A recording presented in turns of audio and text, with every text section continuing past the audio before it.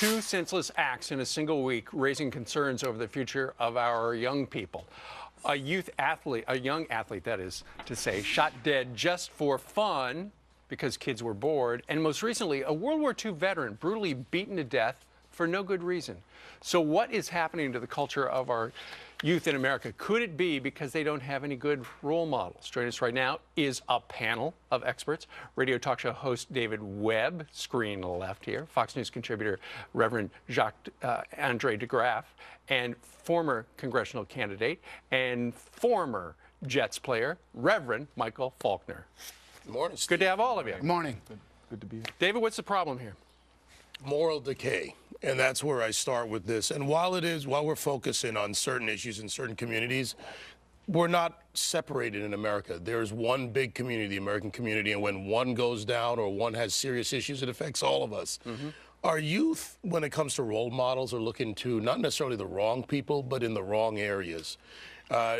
Single-parent birth rate means there isn't a father that's a role model. That's a big problem. That's a big problem. And even in a blended family where there's a strong male influence, still it's a little bit better. But we're talking about splitting hairs over numbers when we're talking about human lives. Jack, and losing a future for these youth because they see very little or don't even understand what's ahead for them. Sure. Jack, you feel that a lot of young people these days look to celebrities, think, oh, that's how I should grow up. And a lot of celebrities are crappy role models. Well, many celebrities will tell you I'm not a role model. The question is, who are the role models?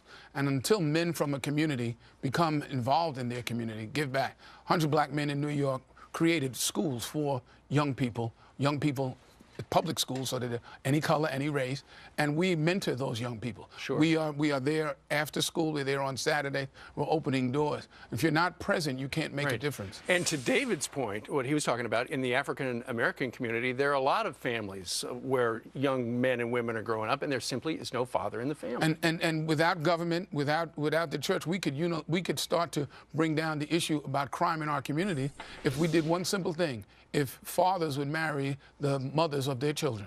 If we started a movement where black men married their baby's mama, if we could do that, we could start to begin to reverse it. Doesn't matter about stop and frisk. It doesn't matter about all these other actions. We can unilaterally take control of the situation in our own community. Well, they come after, and if I could just interject, the women. We have to educate the women on this issue too, because they're the baby mama. Is it cultural?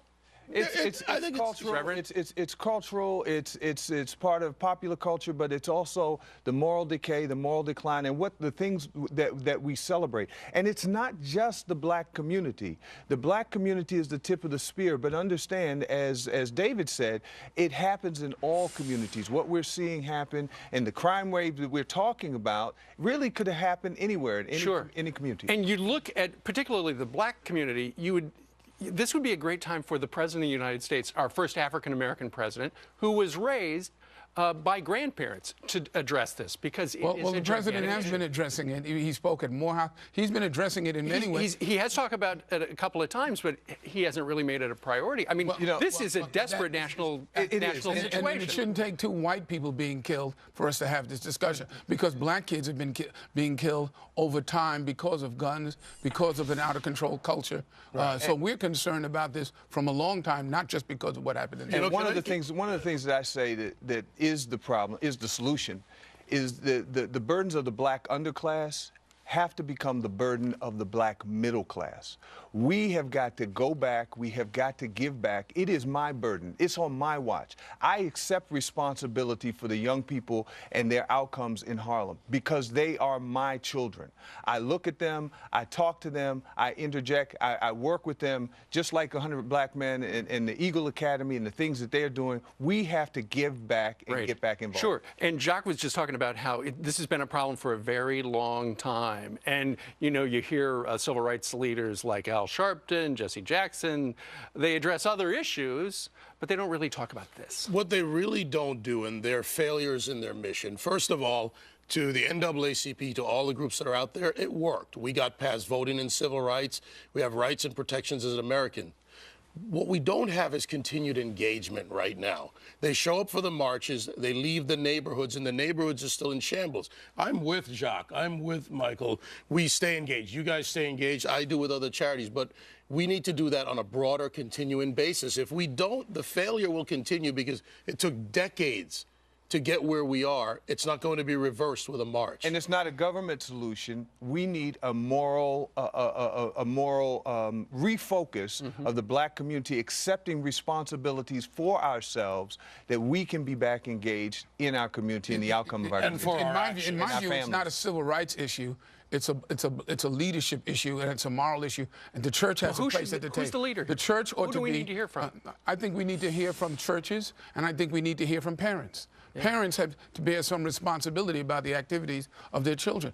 Harry Belafonte talks about the fact that that we lost the gold in Atlanta a number of years ago because we dropped the baton. Will that be the question for this generation? That's the issue before us today. Will we drop the baton? Let's hope this is a turning point and we pick that baton up and do something about it. A great panel today, Reverend Jacques and David. Thank you. Thank you. All right. What do you think about that? Email us, friends@foxnews.com.